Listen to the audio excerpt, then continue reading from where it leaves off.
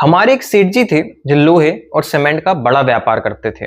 एक बार उन्होंने 80 लाख का माल कागजों पर मंगाया और करोड़ों का टैक्स बचाया और मूंछों पर ताव देकर बोले, बेटा, दुनिया कागजों पर चलती है और मेरे कागज पक्के हैं। पर सेठ जी ये भूल गए कि आजकल सरकार कागज बस नहीं देखती। प्लान बड़ा सिंपल था। सेठ जी ने 80 लाख की खरीद दिखाई, बिल पूरे पक्के कर लिए और बोले, पक्का जीएसटी बिल रेडी, ट्रांसपोर्ट की बिल्टी रेडी, ई वे बिल भी पोर्टल पर चकाचक दिख रहा था। सेठ जी को लगा कि उन्होंने सिस्टम की आंखों में धूल झोंक दी है। लेकिन मैं सभी व्यापारियों को बता दूं कि जीएसटी एक्ट के सेक्शन 16 सब सेक्शन 2 के तहत ITC that is input tax credit तभी मिलता है जब माल सच में रिसीव हुआ हो। आजकल विभाग AI that is artificial intelligence का इस्तेमाल कर रहा है, इसलिए फर्जी इनवॉइसिंग के चक्कर में बिल्कुल भी ना पड़े। जब ऑफिसर जांच करने पहुंचे तो उन्होंने बिल पर लिखे ट्रक का नंबर चेक करा और एनएचएआई से उसका फास्टैग का डेटा निकलवा लिया।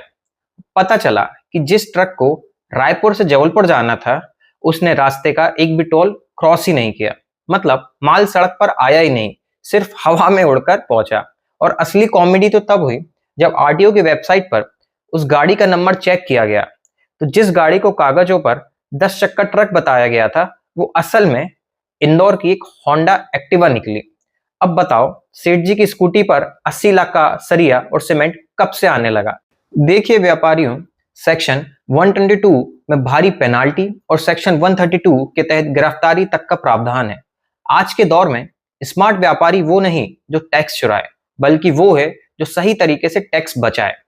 अगर आप भी अपने बिजनेस को इन लीगल पचड़ों से बचाना चाहते हैं और सही टैक्स प्लानिंग करना चाहते हैं, तो अभी नीचे दिए गए फॉलो बटन को दबाएं, क्योंकि आपकी मेहनत की कमाई और इज्जत दोनों कीमती हैं। याद रखिए, कानून की नजर से बचना मुश्किल ही नहीं, नामुमकिन है।